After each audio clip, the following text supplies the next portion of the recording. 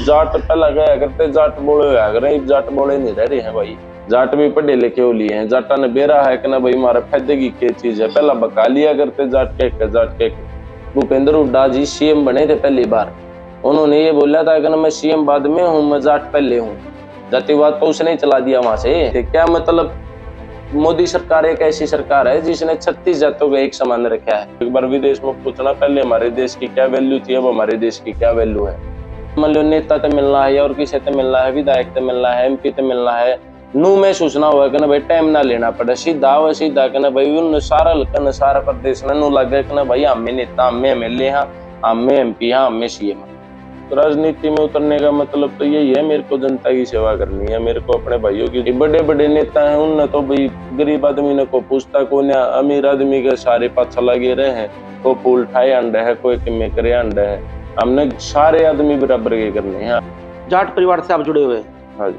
हरियाणा के अंदर कहा जाता है कि जो जाट परिवार है लगभग बीजेपी से खिलाफ है। कौन कह रहा है जाट परिवार बीजेपी से अपोजिट है? अब की बार चुनाव में दिखाएंगे जाट परिवार कितने बीजेपी के साथ है, कितने विपक्ष में है। मान लो विपक्ष की पार्टियां हैं, कांग्रेस भी है इसमें, इनेलो भी है, जेजेपी भी है।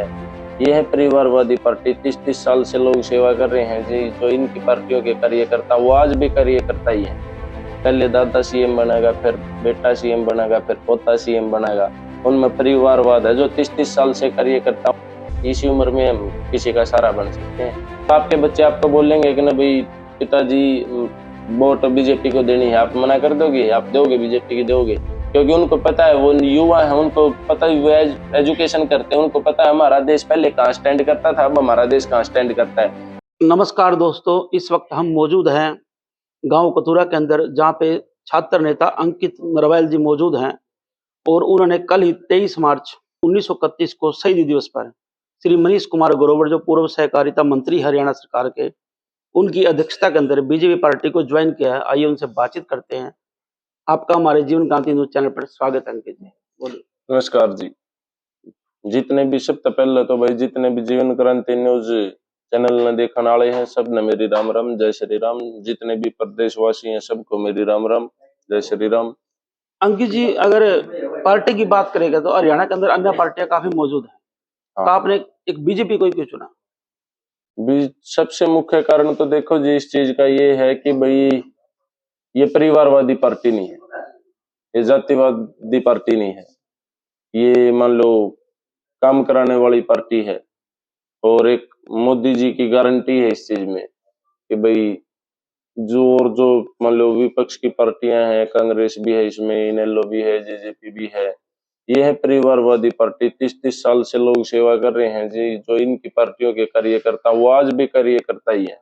जो बीजेपी पार्टी है उसमें जो कार्यकर्ता है, जो अच्छा काम करता है, उसमें ये नहीं है कि भाई बड़े लीडर का बेटा है, बड़े लीडर का भाई है, बड़े लीडर का कोई परिवार का या रिश्तेदारी का है, वही नेता बनेगा।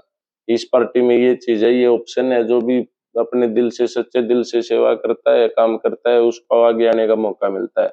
जो ये और विपक्ष की पार्टियां हैं, उनमें पहले दादा सीएम बनेगा, फिर बेटा सीएम बनेगा, फिर पोता सीएम बनेगा।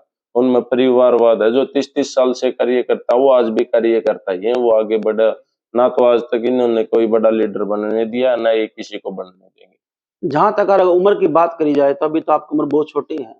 हाँ जी। इस राजनीति में आने का आपका कारण क्या रहा है इस उम्र में? भगत सिंह की उम्र भी बहुत छोटी थी जी। छोटी उम्र में ही होता है जो कुछ होता है। बुढ़ापे में आगे तो और दूसरे आगे सहारा चाहिए होता है। जो इसी उम्र में हम किसी का सहारा बन सकते हैं, बड़ी उम्र में आगे तो हमको ही किसी का सहारा चाहिएगा। जबकि एक जाट परिवार से आप जुड़े हुए हैं। हाँ जी। हरियाणा के अंदर कहा जाता है कि जो जाट परिवार है लगभग बीजेपी से खिलाफ है और नहीं, कांग्रेस ऐसा सरकार तो के कुछ पक्ष नहीं में है। है। ऐसा कुछ नहीं है। कौन कह रहा है जाट परिवार बीजेपी से अपोजिट है? अब की बार चुनाव में दिखाएंगे जाट परिवार कितने बीजेपी के साथ है, कितने विपक्ष में है। जो नरवाना बेल्ट की बात करी जाए, जितने भी किसान नेता है सभी के सभी जो बोलते हैं बीजेपी के विरोध में बोलते हैं।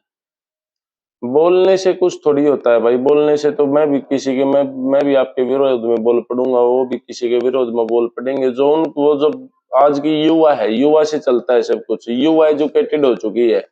पहले की बातें थी ये कि भाई मान लो कि ना भाई मैं तो ये जाट विरोधी पार्टी है, ये है, जो जो पढ़े लिखे आदमी है ना उनको पता है कि भाई बीजेपी सरकार क्या काम कर रही है, किस स्तर पे काम कर रही है, किसके लिए काम कर रही है, तो उनको पता है। जो पढ़े लिखे आदमी है वो अब जाट पहला गया करते, जाट बोले हुआ करे, अब जाट बोले नहीं रह रहे हैं भाई। जाट भी पढ़े लिखे हो लिए हैं, जाटा ने बेरा है कि ना भाई हमारा फायदे की क्या चीज है, पहला बका लिया करते जाट के जाट के भाई। मान लो कि ना वो जो दूसरे बन रहे हैं कि ना हम जाटा के हितैषी, हाँ जाट हितैषी पार्टी है, वह जाट हितैषी पार्टी है, तो फिर एक जाट उसका छोरा है, छोरा जाट थोड़ी है, वो जाट थोड़ी है, उसके पिताजी पिताजी थोड़े जाट हैं कि भाई वे सीएम बनेंगे। उसकी पार्टी में और भी जाट बतेरे हैं जो सीनियर कार्यकर्ता ये रहेगी, मान लो सीनियर तो बन गए पर कार्यकर्ता है, लीडर नहीं बने सीनियर, तो उनको भी मौका मिलना चाहिए था।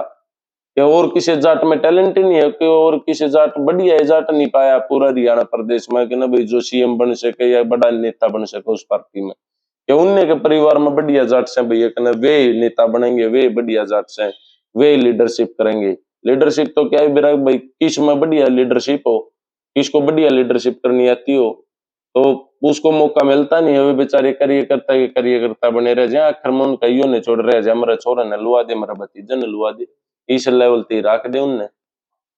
अभी भी बीजेपी सरकार के अंदर फेरबदल हुई है, जैसे नया मंत्रिमंडल बना है, हम कुछ कहेंगे आप नायब सैनी जी के बारे में? हाँ कहेंगे जी, नायब सैनी जी बहुत अच्छे आदमी हैं, मान लो कि बहुत अच्छे नेता है, हमारे सीनियर हैं, उनकी मान लो छत्रछाया में यह भाग्य काम करना है। और बहुत दिल के में तो यहाँ पे गांव में ही प्रोग्राम था, जब मिला था नायब सैनी जी से, बहुत ही मतलब संवेदनशील आदमी नहीं बोलते हैं, जो कति डाउन टू अर्थ आदमी है, डाउन टू अर्थ नेता है वो। उनको पता है वो नीचे वाले, मान लो नीचे से नीचे वाले लेवल से उठ के ऊपर गए हैं, उनको आम समाज की प्रॉब्लम्स का पता है, वो बहुत अच्छा काम करेंगे, आगे आपको देखने को भी मिलेगा।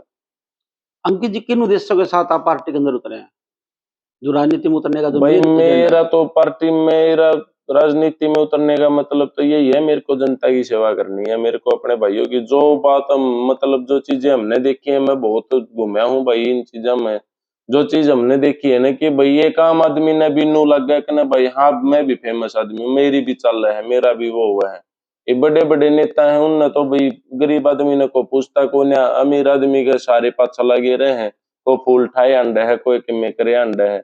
हमने सारे आदमी बराबर के करने हैं, हाँ, खासकर जितनी की हमारी बस आओगी, हमारा गांव में हमारा कम है, उड़ो तो सारे बकने भाई, किसी भी आदमी ने बड़ी मान लो नेता ते मिलना है और किसी ते मिलना है, विधायक ते मिलना है, एमपी ते मिलना है, नू महसूस ना हुआ कि भाई टाइम ना लेना पड़े, सीधा हुआ सीधा कहना भाई उन सारा हल्का सारा प्रदेश ने नू लग गया कि भाई हमें नेता, हमें एमएलए, हाँ हमें एमपी, हाँ हमें सीएम, हाँ इस चीज मतलब इस उद्देश्य पर काम करना है कि भाई किसी ने भी यह चीज फील ना हुआ कि ना भाई के क्या करें, हमने काम करवाना तो उसका टाइम ले लिया, मतलब आदमी अनु हो कि ना जावांगे तो उड़े पाओगा, जनते काम होगा।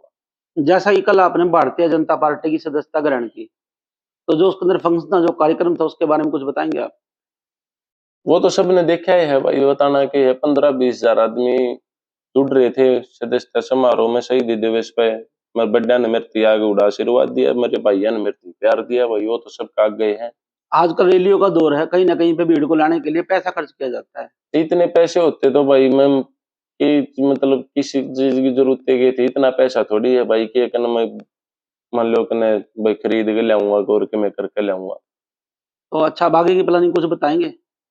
आगे की तो भाई काम करवाएंगे, जो भी हमारा लायक बात होंगी, जितने के हमारे पे बनेंगे भाई उतने काम करवाएंगे, फिर आगे प्लानिंग तो भाई मेरे गांव वाले और मेरा हल्का मेरे प्रदेशवासी ये बताऊंगे। आपकी जो तैयारी है विधानसभा इलेक्शन की है? अभी तैयारी किसी चीज की नहीं है, अभी जो तैयारी थी वो मैंने अपनी कर ली भाई, मेरे को मोदी जी के परिवार में सदस्यता ग्रहण करनी थी, वो मैंने कर ली, मोदी जी के परिवार में जुड़ना था वो मैं जुड़ गया हूँ। ये वो मोदी जी के परिवार को और बीजेपी पार्टी को देखना है कि भाई उनने मेरे से पोस्टर लगवाने हैं या मेरे को और कोई काम देना, जो भी उनके दिशा निर्देश होंगे वो उसी हिसाब से काम चलता रहेगा। जैसा कि आपने लिखा है कि छात्र नेता, हम्म। तो कहीं ना कहीं छात्रों के बारे में आप बताएंगे, जो छात्रों की समस्या आपने उनको उठाने का कार्य किया होगा, तो कोई ऐसे मुद्दे जो उठाने में आपको दिखता ही हो? छात्र नेता मतलब मैं एक छात्र नेता ही था भाई, यूनिवर्सिटी में था जब मैं, मतलब वो चीज नहीं है कि भाई मान लेकिन जो भी छात्र नेता बनाया जाता है उसका यूज किया जाता है, मतलब यूज करने के लिए छात्र नेता बनाया जाता है, बड़ी बड़ी पार्टियों के मान लो कि मैंने शिवाई से था छात्र नेता भी, मतलब कांग्रेस पार्टी से था, मतलब हमारा यूज लेने के लिए ही छात्र नेता बनाए जाते हैं। मैं तो ये कहना चाहता हूँ कि भैया तो पार्टी को सही सिलेक्ट करो, जो भी वहां पे छात्र नेता बनना, किसी को भी छात्र, बढ़िया बात है, पॉलिटिक्स में आते हैं छात्र, स्टूडेंट पॉलिटिक्स में आते हैं, लेकिन पार्टी और वो नहीं कहते हैं वो चार चीज है, समय, सीमा, संगत, शतान, वे चारों चीज सही होनी चाहिए जब छात्र नेता बनाना चाहिए। अच्छा, ना कहीं तो ना कहीं यूज आप करने बड़े बड़े लीडर हैं जो यूज करने बनाया, बड़ौदा हल्के से जनता चुनाव की लड़ने। सेवा करनी है तो कि में भी खोना भी पड़ेगा अपना, एक आदमी ने तो अपनी कुर्बानी देनी पड़ेगी भाई। अगर 10 आदमी अपना परिवार फौज में जाऊं, अपना परिवार खुशहाल रखना है, मेरा तो पूरा प्रदेश से परिवार है भाई, मेरा तो गांव में परिवार है, मेरा तो हल्का ही परिवार है, ये खुशहाली मान ली खुश रखने हैं तो एक आदमी ने तो कुर्बानी देनी पड़ेगी, और वह कुर्बानी देने की हम तैयार हैं। 2024 के चुनाव में कांग्रेस, इनेलो और आम आदमी पार्टी, इन पार्टियों का आप किस दृष्टि से देखते हैं? क्या दृष्टि है भाई, दृष्टि तो सभी को पता ही है क्या दृष्टि है, कोई दृष्टि नहीं है, तीनों एक साथ भी हो जाएंगे जब भी बीजेपी पार्टी का मुकाबला नहीं कर पाएंगी भाई ये, क्योंकि लोगों में भाई प्यार ही इतना बढ़ता जा रहा है हमारी पार्टी के लिए। जो युवा है आज के दिन पे, अपने घर को कौन चलाता है? युवा चलाता है। आपके भी घर में बेटे होंगे, बच्चे होंगे, आपके बच्चे आपको बोलेंगे कि ना भाई पिताजी वोट बीजेपी को देनी है, आप मना कर दोगे? आप दोगे? बीजेपी की दोगे? क्योंकि उनको पता है, वो युवा है, उनको पता है, वो एजुकेशन करते हैं, उनको पता है हमारा देश पहले कहाँ स्टैंड करता था, अब हमारा देश कहाँ स्टैंड करता है। आपके रिश्तेदारी में कोई विदेश जा रहे होंगे, एक बार विदेश में पूछना पहले हमारे देश की क्या वैल्यू थी, अब हमारे देश की क्या वैल्यू है। इंडिया का नाम आता है वहां पे पहला ही नाम मोदी जी का आता है। कभी भी पता करवा के देखना, विदेशों में जो भी अपने आपकी रिश्तेदारी में, आपका परिवार में कोई भी जा रहा होगा, वर्ल्ड के सबसे चहेते नेता है। आज तक जितने भी नेता बने हैं, मान लो बड़े लीडर बने हैं, वर्ल्ड में सबसे चहेते लीडर मोदी जी हैं। 76% वर्ल्ड में, मतलब 100% में से 76% लोग मोदी जी को चाहते हैं पूरी दुनिया में। अंकित जी, आप युवा हैं, छात्र नेता भी हैं, कहीं ना कहीं पे जो युवा जनरेशन है, तो उनको कुछ कहना चाहेंगे? हाँ, युवा जनरेशन को कहना चाहूंगा भाई, अपने सारे पढ़े लिखे हैं, अपना फैसला सोच के लेना आपकी बार, और आपकी बार दिखाना है कि ना भाई, युवाएं तो अपील है, बड्डा तो अपील है कि ना भाई, अब की बार जो विपक्ष वाले जो जाति के नाम पर अपने युवा कर रहे हैं ना, राजनीति कर रहे हैं, एक बार उन तीनों दिखाना है कि ना बीके का अगर है, हम विभिन्न चीजों में फंसन वाले नहीं है, और जो हमारा देश का भविष्य का तरह अच्छा काम करेगा, हम उसके गिल्ला जुड़ेंगे, उसके गिल्ला काम करेंगे, उसकी वोट देनी है हमने। एक बाप ने एक बात बता दूं, जातिवाद चलाई किसने? ये बीजेपी हमारी पार्टी पे ये मतलब दाग लगाया जाता है कि ना ये जातिवाद पे वोटिंग करते हैं। जब भूपेंद्र हुड्डा जी सीएम बने थे पहली बार, उन्होंने ये बोला था कि ना मैं सीएम बाद में हूँ, मैं जाट पहले हूँ। जातिवाद तो उसने ही चला दिया वहां से। ये तो अबे चौटाला नहीं बोल रखा है। हाँ, अभी चौटाला ने भी बोल रखा है, मतलब हमें तो उस भूपेंद्र हुड्डा जी का देखा था कि भाई क्या कर रहे हैं, मैं सीएम बाद में हूँ, जाट पहले हूँ, जब स्टार्टिंग में सीएम बने थे। क्या मतलब 36, तो भी एक मोदी सरकार एक ऐसी सरकार है जिसने 36 जातों को एक समान रखा है। अब 36 जातों गया तो फिर एक समान मत रखो, एक समान रख रहे हो तो फिर ये मतलब ये चीज मत करो भाई, जो ये विपक्ष पार्टियां कर रही हैं। बाकी जनता बहुत समझदार हो चुकी है, अब की बार रिजल्ट दिखाएंगे भाई कितनी समझदार हो चुकी है। जनता को पता है कि भाई उन्होंने अपनी वोट कहाँ पे देनी है। हरियाणा के अंदर आप पूरी तरीके से मानते हैं कि बीजेपी की सरकार बनेगी? पूर्ण बहुमत से बनेगी, 75 पार होगी। और सेंटर के अंदर? सेंटर के अंदर तो कोई चांस ही नहीं है, लाना ही, ये लाने वाला ही नहीं है मोदी जी को, मतलब भगवान जी का, हरियाणा में मोदी 90 जी के सीटों पर कामों कितनी में सीट की उम्मीद करते हैं आप? क्या जी? हरियाणा में 90 सीटें हैं विधानसभा। 75 पार है जी अब की बार हमारी सरकार, पूरी उम्मीद है आपको? पूरी उम्मीद है जी, तो रिकॉर्ड तोड़ वोटों से जीतेंगे जी। तो आज के लिए इतना काफी है। आपने देखा अंकित नरवैल जी को, जो छात्र नेता भी, अगर इनको टिकट मिलती है तो टिकट मिलने के बाद फिर हम इनका इंटरव्यू करते हैं, इनसे बातचीत करते हैं। तब तक जय हिंद, जय भारत।